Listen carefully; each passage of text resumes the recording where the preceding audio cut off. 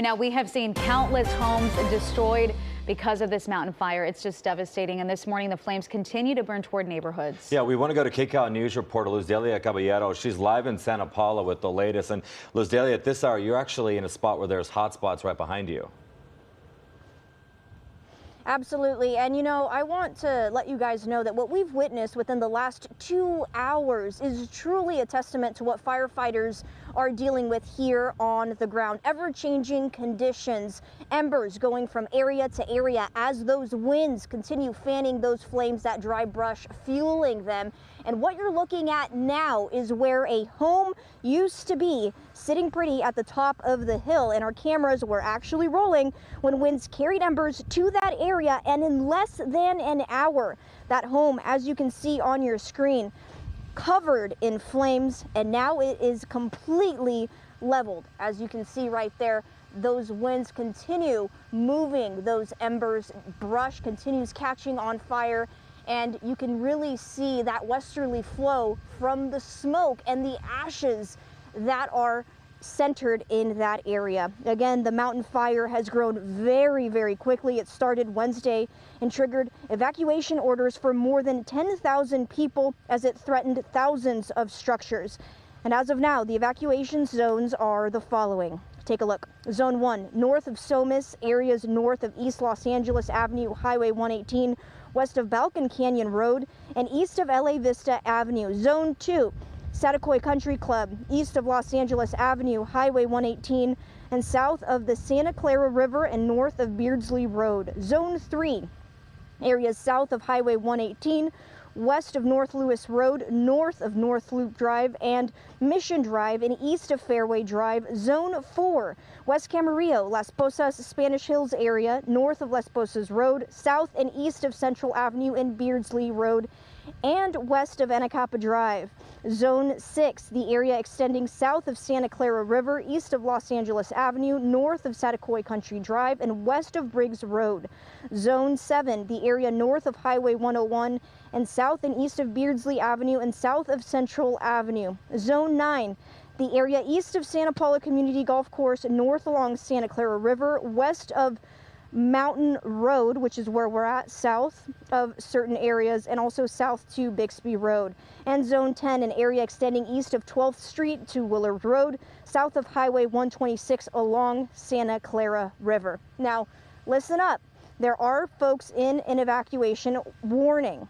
That's Zone 8, technically, an area extending south of South Mountain Road, east of Briggs Road, and west of 12th Street and Bixby Road. So obviously, we are looking at very dangerous conditions. A shout out to all firefighters and all who are aiding in this effort to try to contain this massive fire. Obviously, weather conditions are not helping, posing definite challenges for these efforts. As of now, we want to move over to Cara Finstrom. Cara, what are you seeing in Camarillo? We understand, at least as of yesterday, several homes were just torched. One of the firefighters that we spoke with out here told us there is fire everywhere, little pieces of fire that could just ignite. And the big worry is that when the sun comes up, this could spread again very rapidly like we saw yesterday. Behind us, what you're looking at here is one of the many homes that burned to the ground out here. And when that happens, it opens up the natural gas line, that natural gas continuing to burn as it escapes. And you can see utility crews are trying to shut that off. They are doing that at numerous homes in the area that were just decimated by the flames out here yesterday. If we pan around, I want to show you another one of the homes out here that was destroyed by flames, literally one after another in this area that we've come to right off of Esteban. And about 800 firefighters are spread out throughout this and other surrounding neighborhoods, continuing to attack flare-ups and trying to really take care of any issues before the winds pick up again this morning. Take a look at the flames they fought yesterday as this fire really raced through here. Firefighters battling what's turned into a massive wildfire, more than 14,000 acres, both from the air with those night-flying helicopters and here on the ground. Thousands of people, as we've been hearing, have been forced from their homes. An unknown number have been injured. At least 2 we know were hurt.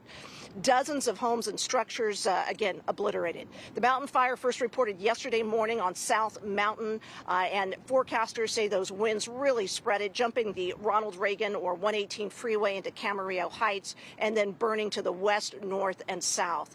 We do expect to get an update from Ventura County Fire later today on damages. Again, hundreds of homes under those evacuation orders. We did speak with one man who fled and then came back.